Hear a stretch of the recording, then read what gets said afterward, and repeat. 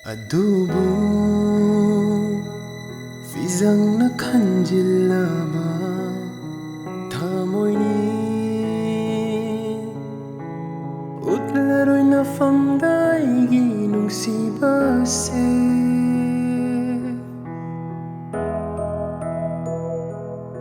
Funkidraba paukong oikhrabasu Aidi thihaurage Thawan ni chak masing oikhrabasu nungsibasigi Thamoiduna Meegi oikhrabasu penthoklage nangi amada Aigi nungsibadi tinkrasanu Sagat lubang manglan kaikrasanu Krasanu